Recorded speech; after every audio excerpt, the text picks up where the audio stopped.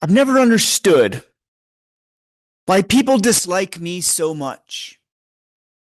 You almost never hear anyone say a nice thing about me.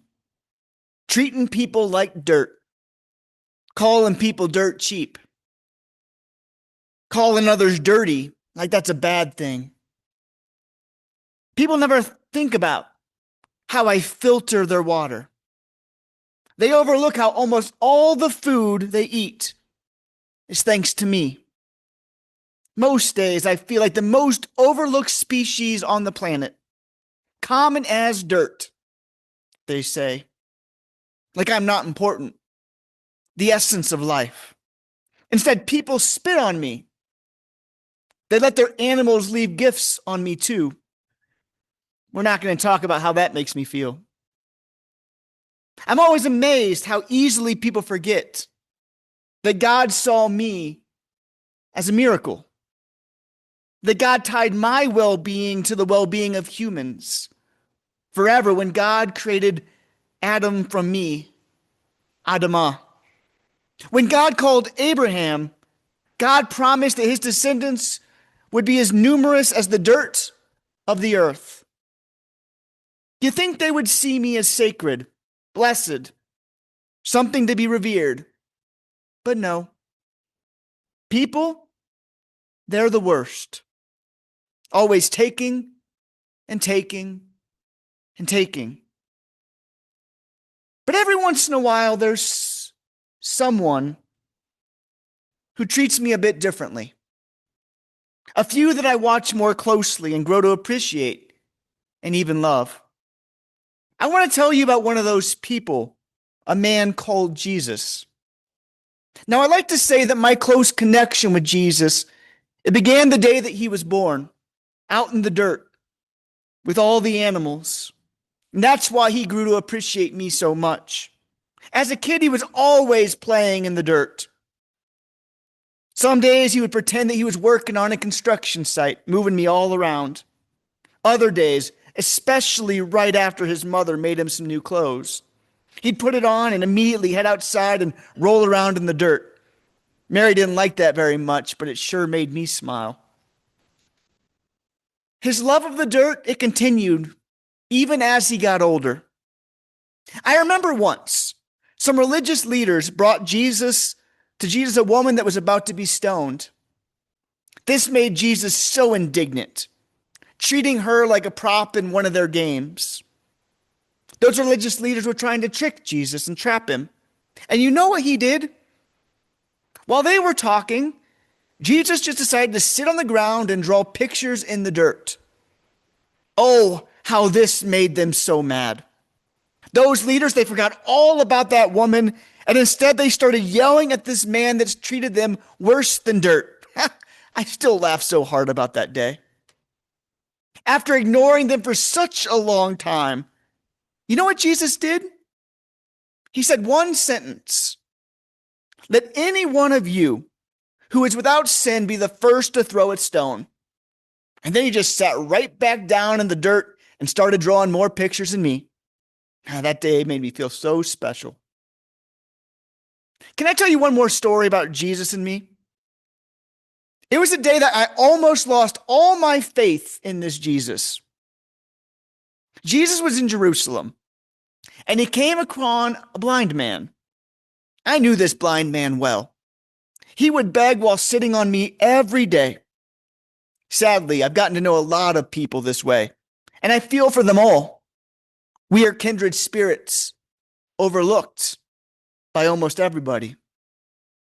That day that Jesus came across the blind man, he did the strangest of things. At first, I couldn't believe it. He spat right on me. I almost yelled, "Not you too, Jesus. I thought you were better than this." I know a lot about people spitting on me. And you know what I've never seen, at least from an adult? An adult picking up the resulting mud. This made me curious. What in the world are you trying to do here, Jesus? And you're never going to believe what Jesus did next. He put the mud on the blind man's eyes. Once again, This kind of made me feel mad.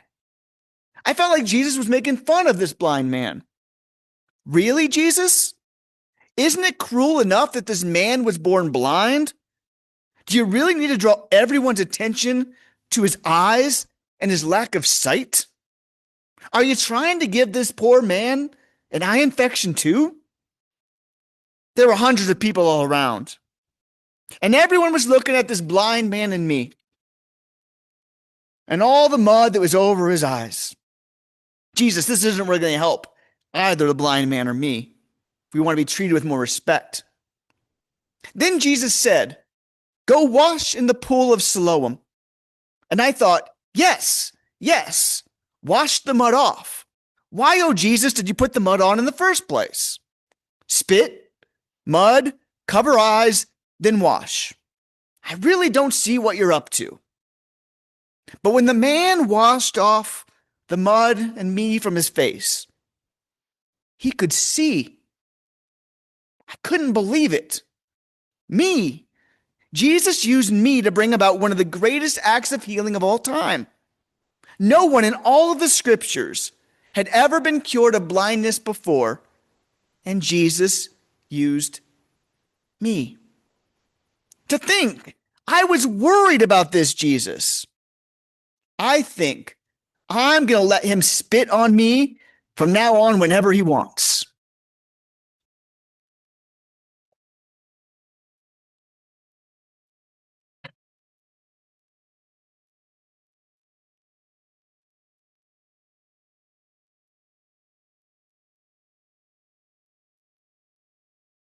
As the spokesperson for my fellow steps, let me draw the picture for you. Together, we steps make it possible for you to get up and down one of the most important streets in Jerusalem.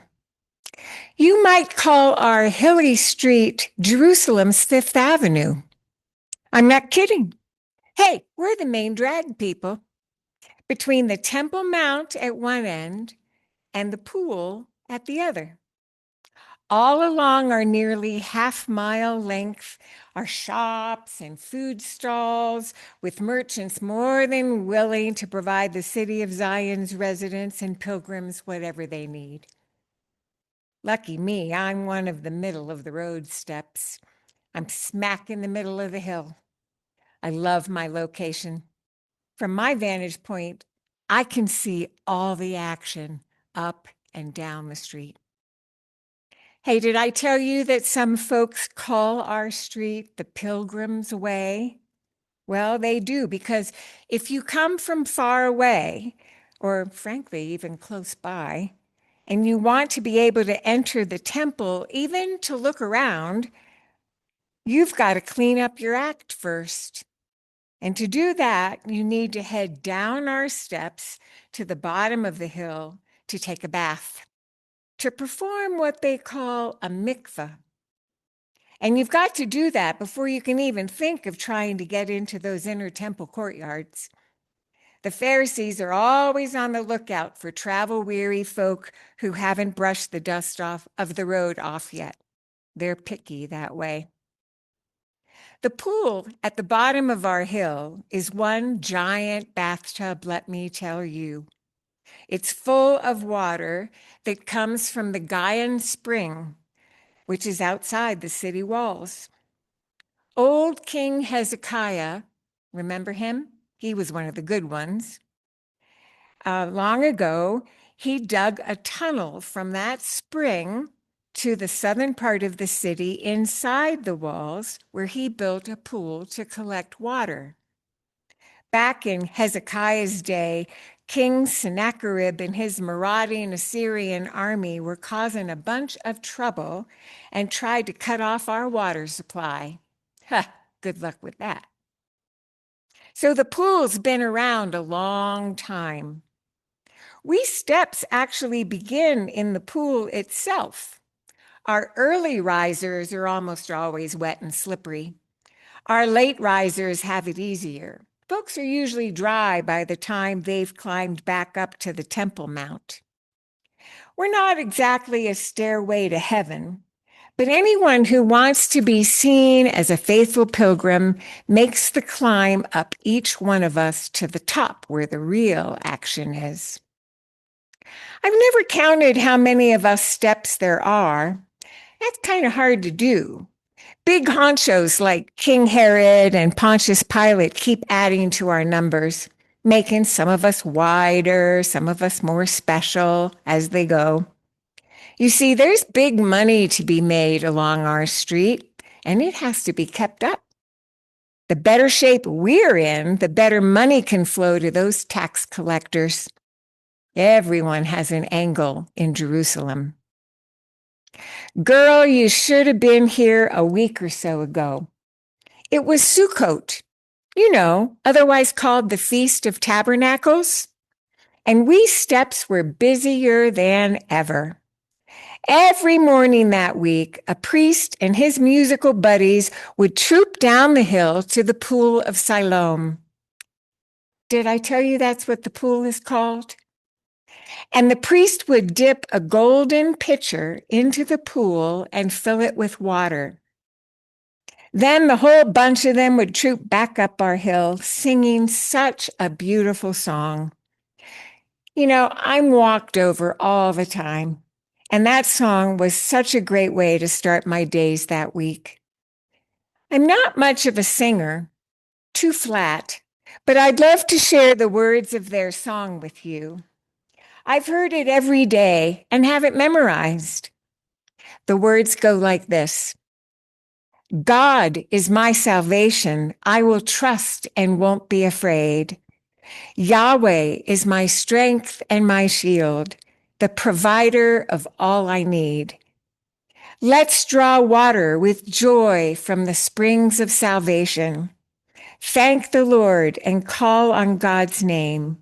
Shout and sing for joy, city of Zion, because the Holy One of Israel is great among you. Amen. Isn't that beautiful? There was such joy every morning of Sukkot. I always loved the Feast of Tabernacles, and I do love a parade. Was a bit weird, though. On the last day of the festival, the day that the priest never heads down to get water from the pool, my fellow steps at the top of the street reported that some man who must have been popular because he had a crowd hanging on his every word had stood up and shouted so everyone could hear. Anyone who is thirsty may come to me. Anyone who believes in me may come and drink. Rivers of living water will flow from a believer's heart. We've never heard such nonsense, have you? Anyway, that actually wasn't the weirdest thing that happened recently. Do you have time for one more story? A few days later, I was minding my own business when my buddies passed the word. Watch out, blind man coming down. And sure enough, a filthy, dirty man came stumbling down the street. And boy, do I mean stumbling. Why, he had to feel his way along with his feet, testing each of us steps gingerly as he made his way downhill a half a mile, being bumped and jostled by the crowd who was out shopping that morning. When he made his way down to me, I could see he had dirt on his ragged clothes, and even his face, and especially his eyes, were covered with what looked like mud. I figured he was a beggar. He sure looked like he'd spent a lot of time down in the dust. Why he was navigating such a difficult street for someone who couldn't watch where he was going, I have no idea. We aren't an easy street in any way. The story of what had happened to him traveled down the street with him. Evidently, that man who had shouted about living water earlier, turns out he was the mudslinger and had told this poor soul to wash up in the pool. That seemed nuts to me. Sending a blind guy down our tricky hill? Why he couldn't have cleaned that muck off his face in a fountain up on the Temple Mount, I have no idea, but girl, he sure was determined to get downhill to the pool. I might have been too if I was as dirty as he was. The steps lowered down past the word back up the hill that when he finally got to the pool, in he went without hesitation and scrubbed clean. Not so much his clothes as his face. Who knows when he'd last had a bath? He didn't linger in the pool, though. He could have. It wasn't crowded that day since Sukkot had ended. Instead, back up our hill he came, at first stumbling over some of our lower numbers, but then more and more sure of his steps. By the time he got back up to me, he seemed like a different person. And not just because he'd cleaned up his act. If I didn't know otherwise, I wouldn't have recognized him. When he stepped over me, he was marching confidently up the hill, barely even looking down at his feet. Looking. Well, come to think of it, he was looking all around him, at the people, at the stuff in the shops, at the sky, anywhere but at his feet. And he was smiling, humming the same tune that the priest during Sukkot had sung on our street every day during the feast. Weird. Frankly, it made me wonder more about that fellow who had shouted about living water. I wish I knew what happened to that guy who had regained his sight when he got back up to the Temple Mount. You've heard the news too, haven't you? Who hasn't by now? Of course, we're all still in shock, fearful that his sight will go again. Zev, though, seems to think that it will stick. Zev's been so scatterbrained these past few weeks. Some days he's certain that he's going to want to be a carpenter now, like the man who healed him. Other days, you'll find him just sitting there for hours staring at the birds. Often I hear from friends that he's been retracing his steps to the pool again. He never believed that the man was actually going to heal him. We're all still trying to make sense of it. We were all so shocked the day that it happened. Things happened so fast that I couldn't even enjoy the fact that my baby could now see. But oh my, the relief that came later. The man himself said it. It was not that this man had sinned, nor his parents, but so that the work of God might be displayed in him. My entire life, I have felt so guilty. When Zev was born, we were so overjoyed. Ezra, my husband, was so proud. A son. His son. His very first. I think he grew half a cubit. He's not one to say very much, but he was so pleased. But then after about 3 months, I started to notice some things. My friend Miriam gave birth to a son about a week after I did. And little Joshua, he was just so playful in ways that Zev just wasn't. I remember Joshua covering and uncovering his eyes, playing back as Miriam cooed at him. I would try the same with Zev. He wouldn't smile back. Instead, he would just look off in whatever direction he was facing. Gradually, it grew more and more apparent. He didn't seem to notice any difference between light and dark. With every passing day, Ezra grew more agitated. You could tell that he was so worried about Zev. What would this mean for us? What would this mean for our family? What would this mean for our future? For the longest time, we hoped that Zev would one day grow out of it, that he wasn't truly blind. Things got harder as Zev grew older. The other kids in the neighborhood, they would go off and play, and Zev would just sit there quietly. He always had to be as close to me as he could. And he would just tap his little fingers on his arm over and over. Other times, he would just sit there and rock back and forth, hugging his knees. I wondered if maybe he was trying to feel things that he couldn't see. And Ezra never wanted to talk about any of this with me. He completely shut down whenever he was at home. All he did was focus on his work.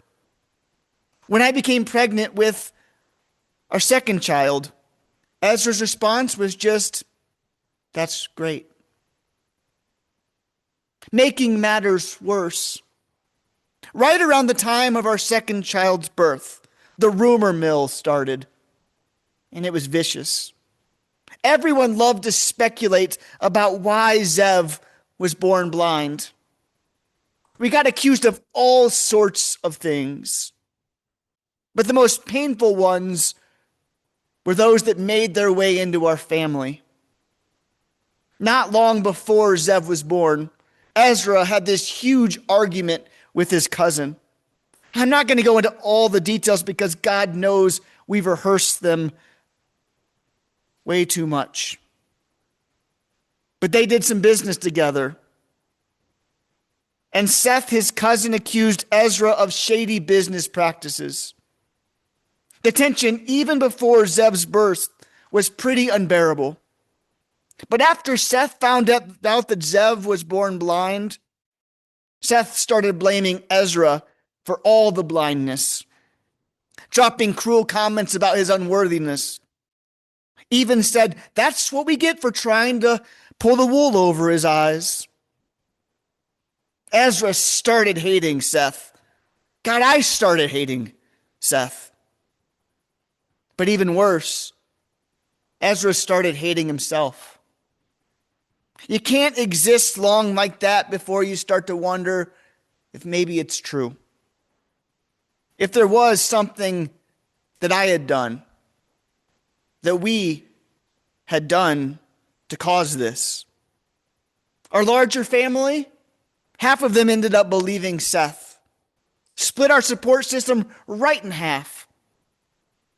It's been a long time since we've actually been invited to those family gatherings. Just caused too much trouble. Oh my goodness. I don't know why I'm telling you all this. I guess I just wish I could have heard those words in person. Jesus' words. That the blindness wasn't due to anything that we did. Because it's still so hard to actually believe that that's true. The day that it happened, we were the last to hear about it. Last to hear the good news. And by the time the news reached us, it wasn't even good anymore. We found out when we got dragged out of our Sabbath observations and hauled into an interrogation room. Those miserable men, let me tell you, parading around as if they knew everything and trying to make a theological issue out of my Zev. I was so proud of Ezra during the interrogation. He just stuck to the facts. Yes, this is our son. No, we don't know who or how. Ask him. And Zev, oh, it warmed my heart, watching him stand up for himself. He even got pretty mouthy with those religious leaders, and I do not blame him. Utter sin, they told him. He was born in utter sin. And then, of course, they kicked us all out. But you know what Zev told me? That this healing man, he had the guts to tell the Pharisees that they were the guilty ones.